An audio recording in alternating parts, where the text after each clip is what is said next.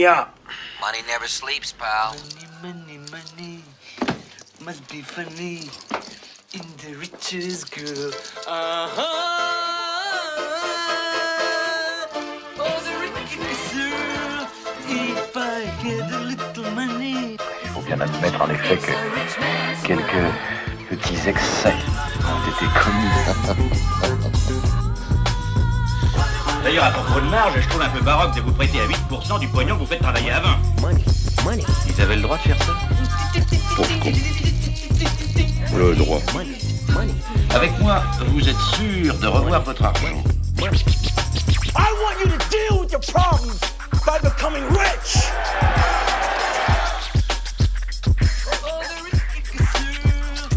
Je crois qu'il serait temps, messieurs, de tenir le langage du bon sens.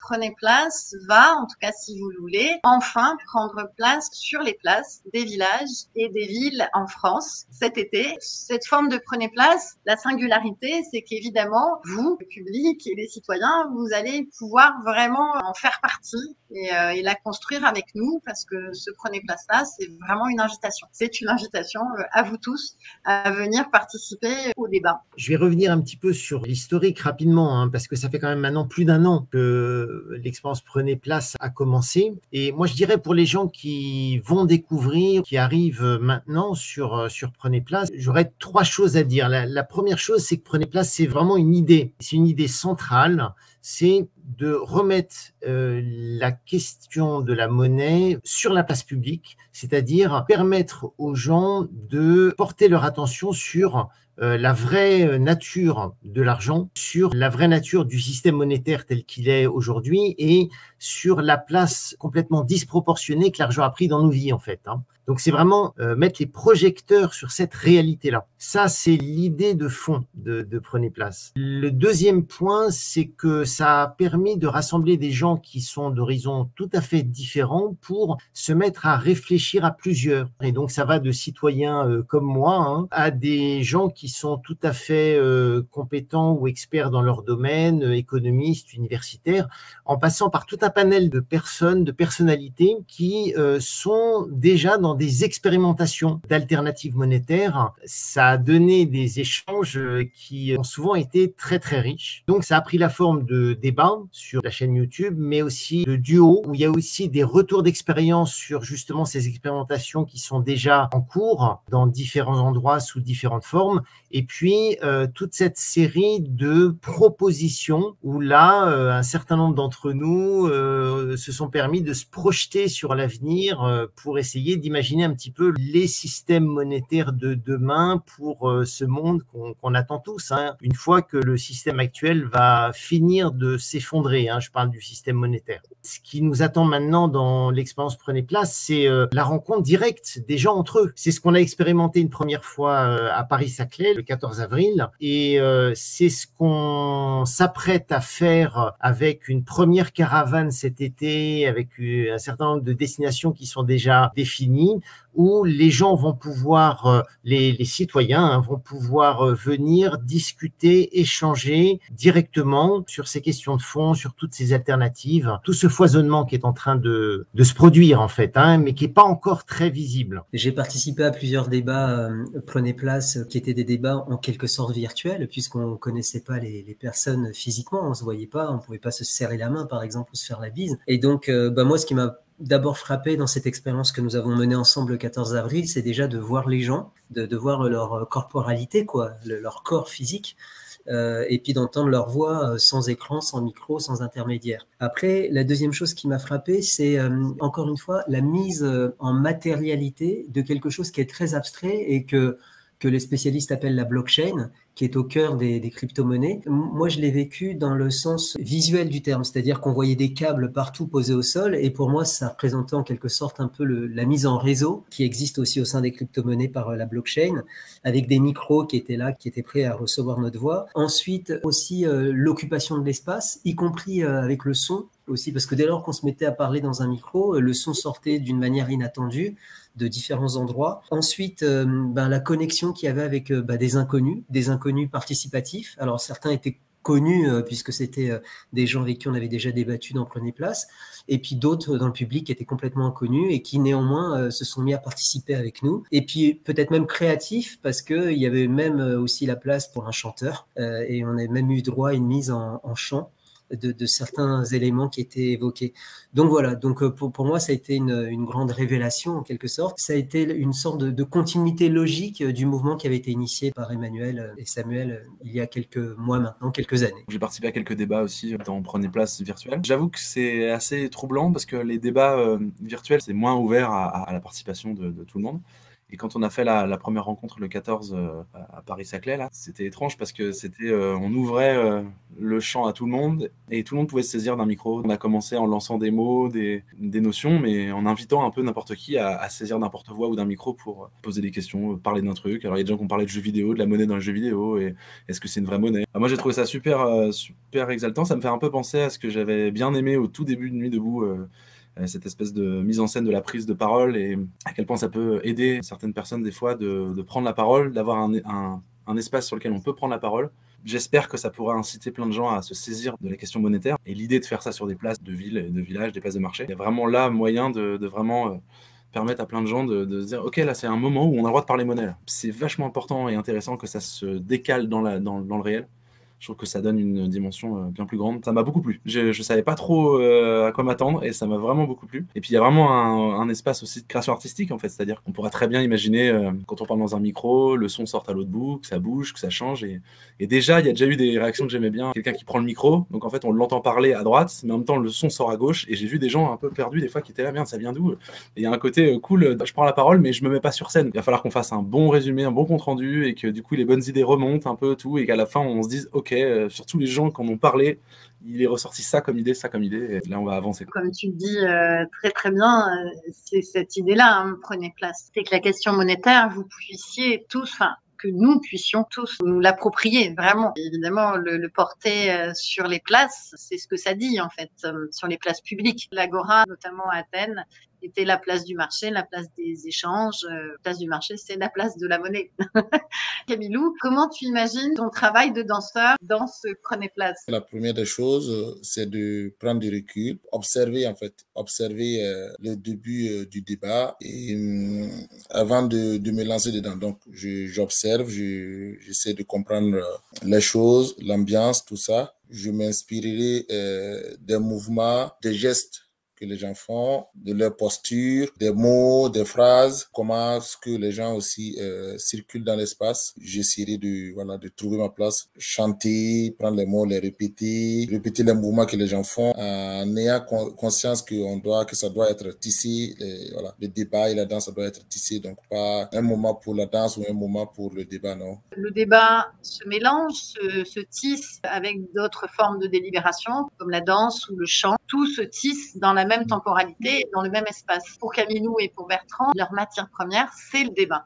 C'est ce qui se passe dans le débat, ce que vous faites, ce que vous dites dans le débat. Vos postures, vos gestes, vos mouvements, s'il y en a, vos mots, vos intonations, voilà, tout ça, ça constitue leur matière première. Non, on s'inspire de vous, donc c'est vous qui nous donnez un peu les éléments. On se nourrit de vous pour pouvoir faire quelque chose. Donc, il y a aussi l'intonation, la voix. La qualité des voix, tous les détails, ce sont des matières qu'on peut s'en servir pour en faire quelque chose. Bertrand qui est chanteur et donc qui a participé à cette première expérimentation du 14 avril. Donc qu'est-ce que tu en as pensé? Comment tu l'as vécu surtout? Cette première expérimentation, c'était assez fort comme moment parce qu'il y avait une série d'interrogations de part et d'autre du public, de toutes les interventions, la forme interrogative était la plus prédominante. On entendait, on voyait se dessiner dans les têtes, dans les consciences, un cheminement, une question amenée à une autre question. Il y avait un discours très intense et très nourri, dans lequel il était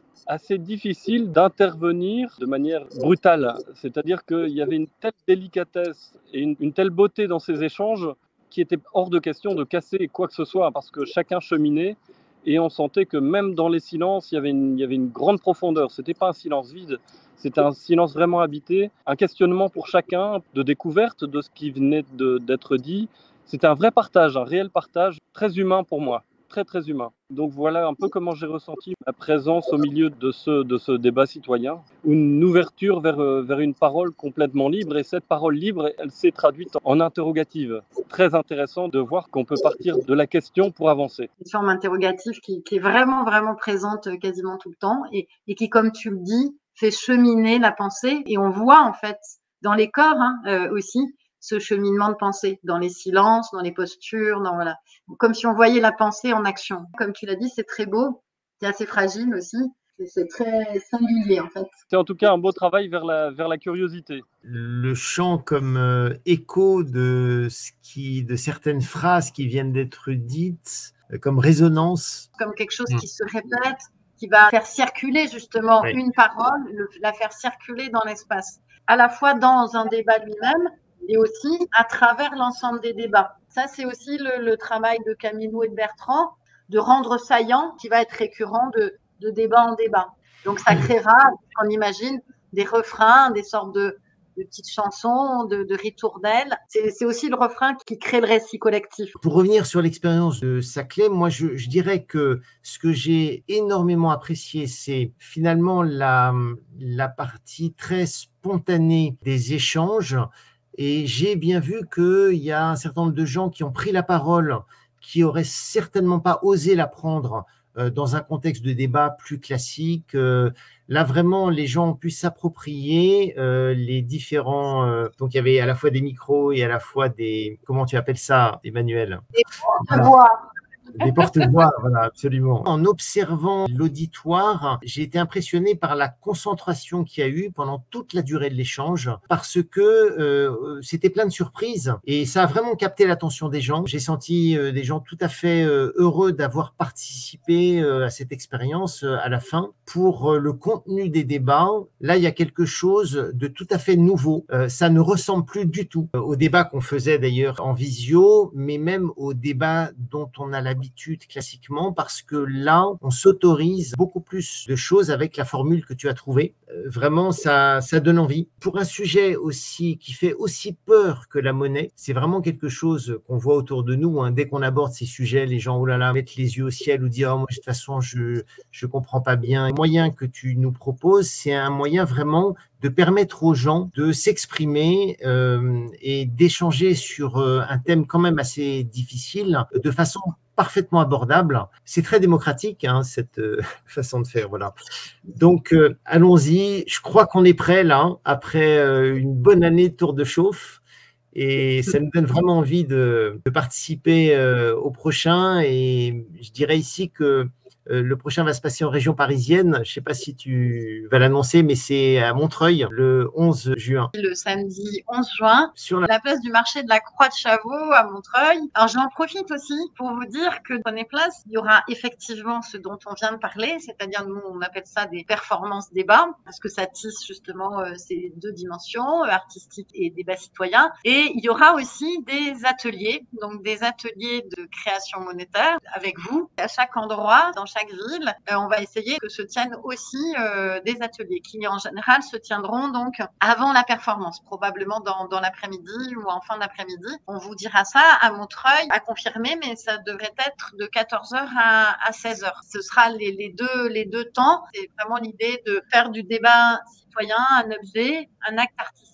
C'est l'idée de créer des espaces de délibération sans hiérarchie, sans monopole de la parole, des espaces où justement la voix, les paroles circulent. C'est vraiment ça l'idée du dispositif de Prenez Place. Et puis on s'est beaucoup inspiré, et Hassen, tu en as parlé, on s'est beaucoup inspiré justement de la forme et de la technologie de la blockchain et comment on pourrait transposer cette forme-là, non hiérarchique, décentralisée, dans un espace tangible, en fait. Alors, non seulement, mais en plus, Philippe Métain crée une blockchain qui sera, en fait, la mémoire de tous les débats successifs qui donc formeront cette blockchain qui sera évidemment accessible à tout le monde. C'est le principe de la blockchain. On a dit pas mal de choses pour vous inviter à venir nous rencontrer en chair et en os et à venir participer vraiment à ces débats sur ces places de marché dans de nombreuses villes de France. Donc, on commencera à Montreuil. Le 18 juin, on sera à Clermont-Ferrand.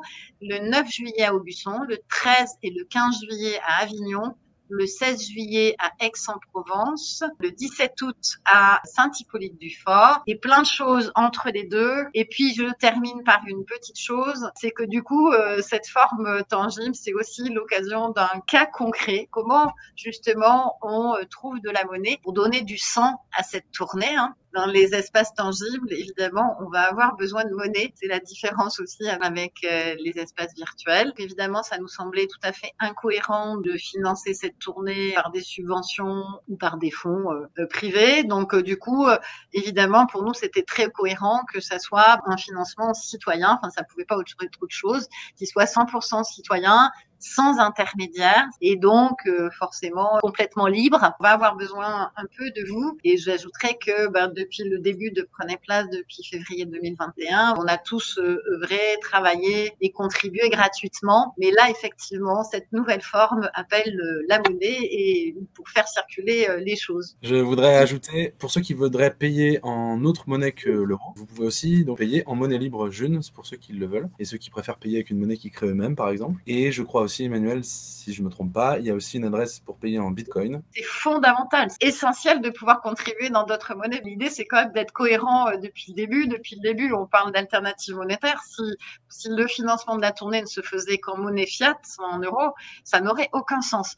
Donc, évidemment, vous pourrez participer, contribuer à cette tournée, comme l'a dit Adrien, en June. Vous pourrez aussi contribuer donc en Bitcoin. Ça, c'est pour les contributions qui pourront être faites sur les réseaux. Et puis, évidemment, donc, parce qu'on n'a pas d'autres moyens, mais ceux qui voudront contribuer en monnaie locale, vous pourrez le faire à ce moment-là directement sur les places. Donc en pêche quand on sera à Montreuil, par exemple.